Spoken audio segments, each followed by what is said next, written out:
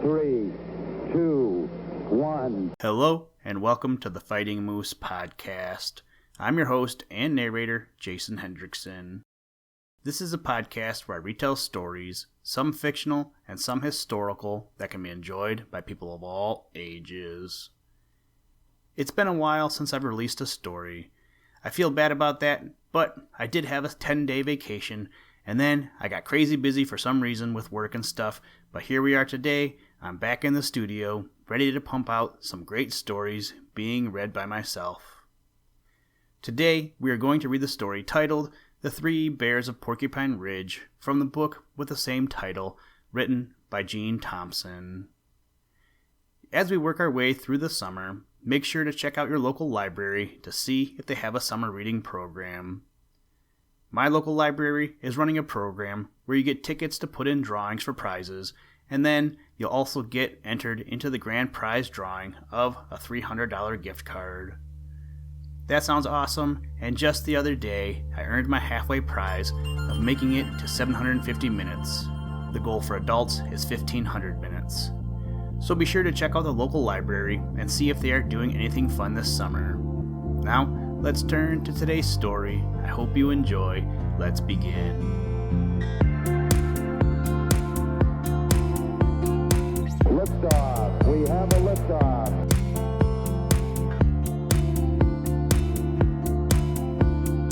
We choose to go to the moon in this decade and do the other things, not because they are easy, but because they are hard.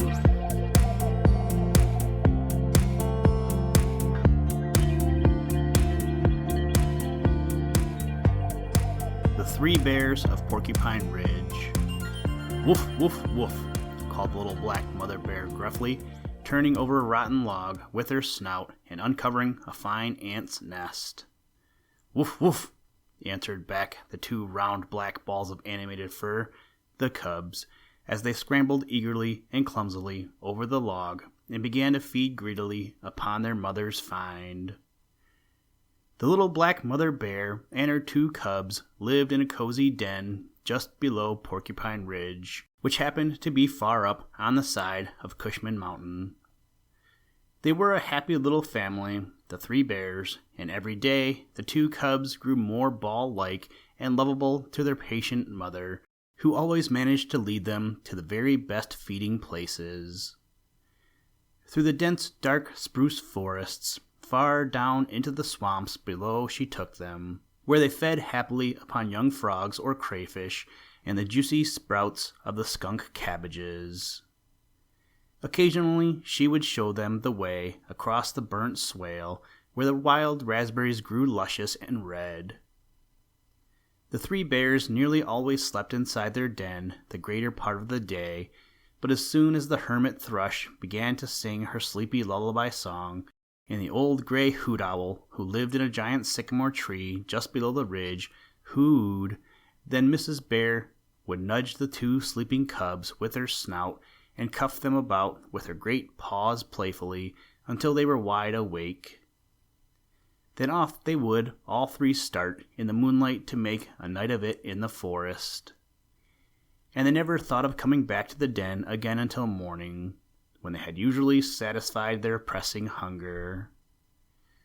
Oh, life on Porcupine Ridge was peaceful and happy enough for the old mother bear and her two roly-poly cubs, and they were very contented with life until one eventful day something happened which changed everything, and this was how it came about.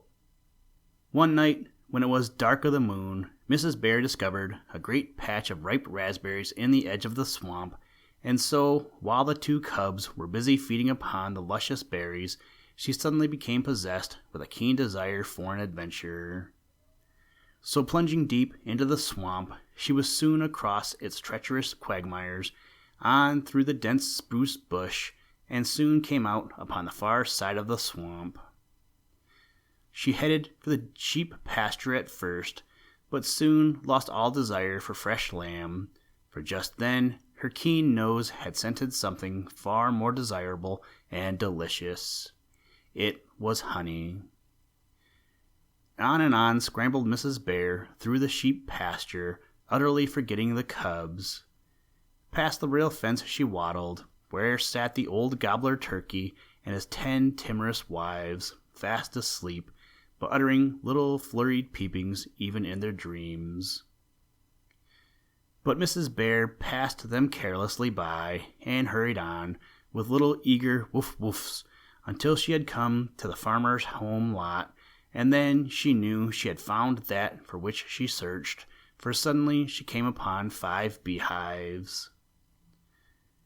With her snout, she soon managed to upset one hive, and then coat, snout, and paws were soon smeared thickly with the sticky honey. Mrs. Bear might have wished the cubs were there, but if she did, she was enjoying herself far too keenly to trouble about with them. She soon finished one hive of honey and then turned over another, but as by this time she began to feel that she had had plenty for a while, just out of pure mischief, with her snout and paws, she simply tipped over the other hives. Suddenly, Mrs. Bear discovered that a few angry bees had awakened and were clinging tightly to her thick fur, whereupon she immediately started off for the swamp at a quick, shambling trot, for well she remembered a certain deep, muddy water hole, and making straight for the spot, she was soon rolling and wallowing contentedly about, trying to rid herself of the troublesome bees and the sticky honey. It was here that the cubs joined their mother, who grunted and woof-woofed, and as soon as the long yellow rays of approaching dawn began to shoot up from the other side of the mountain, the 3 bears scrambled back to their den on the ridge and were soon fast asleep. Of course, the farmer found his overturned beehives the next morning, and angry enough he was, I can tell you. "Ugh, a bear did this," he grumbled, as he examined closely the great wide footprints which Mrs. Bear had left all over the ground. By following the bear tracks, the farmer soon knew just what ground the old bear had covered. He even traced her to the mud wallow where she had rid herself of the bees and honey. Then the farmer sat about, concocting a scheme to catch Mrs. Bear, for well he knew she would return again after more honey. But if there's one thing in all the world which a bear enjoys eating more than honey, it is a great hunk of crumbly maple sugar, for bears have a wonderfully keen sweet tooth. The farmer climbed up Mount Cushman, and when he had reached a spot in the very heart of the spruce woods, which happened to be about a mile below Porcupine Ridge, he went to work and set a trap for Mrs. Bear, and this is how he went about it. First, he hollowed out a kind of den near a deep spring, around which grew quantities of jack-in-the-pulpit plants, for the bears dearly loved to browse upon the tender shoots of these plants. Then in the hollow he placed a bear trap made of strong steel. After setting the trap, he covered it craftily over with a layer of loose twigs, upon which he put, last of all, a great piece of soft, springy moss. Back of the trap he laid the bait temptingly, which happened to be a dead woodchuck, so that when Mrs. Bear should step upon the moss tussock covering the steel trap, she would instantly spring it. Then the farmer went home and waited, visiting the trap daily to see if Mrs. Bear had been there. Of course, she had visited the place, for there the farmer found bear tracks, but who cares for a dead woodchuck when the blackberries are ripe, the frogs young and tender, and there is even honey, if one cares to go a journey for it. At last, the farmer was almost in despair, thinking old Mrs. Bear never would be caught, and he knew when food grew scarce in winter time, his turkeys and young lambs would no longer be safe from Mrs. Bear. So finally, he thought out a new plan, and that very night, when Mrs. Bear and the 2 cubs halted at the spring on the way down from the ridge to munch jack-in-the-pulpit sprouts, Mrs. Bear paused and stuck her black snout inquisitively inside the farmer's den. And what do you suppose met her astonished eyes? Right over back of the moss tussock, which concealed the trap, instead of the dead woodchuck, was a great brown hunk of hard maple sugar. Mrs. Bear would travel far for honey, but she completely lost her head when she scented maple sugar. So she planted one great padded foot in the center of the moss tussock. Then, before she knew it, something stung and gripped like fire into her great forepaw, and with a sudden howl of surprise and rage, she backed out of the den, trying with all her might to shake off the cruel biting thing which hurt her foot so wretchedly. Meantime, the cubs sat up in amazement among the tall ferns, and looking at their mother's sad plight, howled and whined in sympathy. Quite mad by this time with her agony and rage, not knowing what she was about, Mrs. Bear bolted, with the trap still clinging to her foot. Cutting a great wide path in her flight through the underbush, on she ran. Up and down the mountain she tore all night long, with the cruel trap ever biting deeper and deeper into her foot at every turn. Bang, bang, went the farmer's gun, and the cubs, hearing the loud noise, terrified out of their small wits, scurried off and lost themselves in the shadows of the great woods, while their poor mother, with a scream of baffled rage and pain, dropped crashing into the underbrush. But the bear happened to be simply stunned by the shot, and so the farmer and his boys took stout ropes and tied her 4 feet together, and slipping a stout pole between them, in this fashion they carried her down the mountain, and then chained her to a tree near the barn. For the farmer and his boys were very proud of their live bear, and proposed to exhibit their treasure to all the neighbors. Oh, how miserable and unhappy the poor little black bear mother was, tied fast to the tree, while boys and men poked at her and prodded her with sharp sticks, just for the sake of hearing her fierce, angry growls. Sometimes, when too hard pressed, she would even climb into the tree to get away from her tormentors. But in vain, the chain was too short for her to get very far away from them all, so she just howled and howled. "I shall have to put an end to that old bear. She's too noisy," remarked the farmer that night as he went to bed.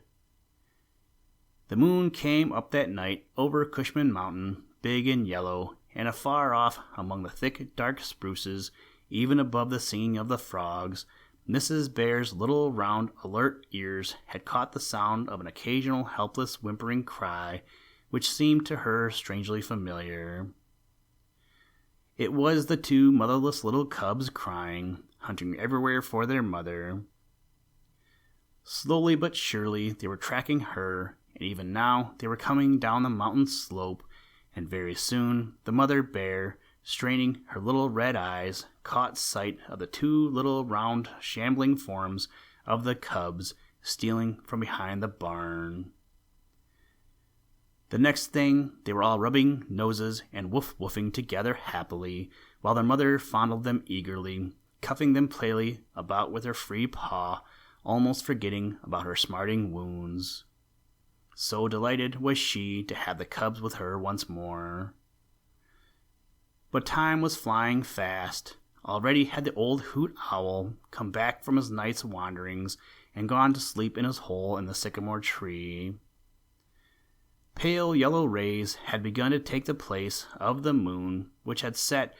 Dawn was on the way, and the bears realized that they must get away. Fiercely tugging at the cruel chain, Mrs. Bear began to worry it, giving mighty tugs and wrenches, while the 2 cubs whimpered a chorus of encouragement. Finally, something gave way, and trailing a long length of chain behind her, old Mrs. Bear and the 2 cubs made straight across Balsam Swamp, and then scrambled and clawed their way up the side of Cushman Mountain, and not an instant too soon, for by this time the sun had come up and day had dawned. Then the little black bear and her cubs crawled into their den under Porcupine Ridge, and the tall, wild, sweet ferns, the clematis and nettles, fell over their door, and you never would have suspected that the bear family were safe at home again, and had no fears whatever for anything, for they had all gone fast asleep. Listen, Tranquility Base here. The Eagle has landed. That's one small step for man, one giant leap for mankind.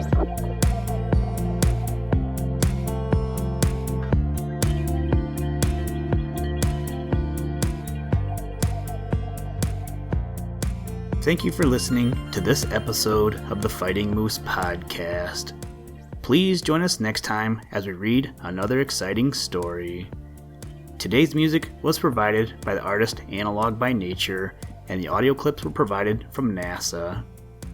For more information to download and or listen to audio or materials from all our recordings, or to contact us, please visit www.thefightingmoose.com, or you can follow the links in the show notes. If you enjoy the podcast, please leave us a review wherever you get your podcast or on iTunes, and tell a friend. Thank you for your patronage, and as always, try and do a random act of kindness every day. Mission complete, Houston. After serving the world for over 30 years, the space shuttle earned its place in history.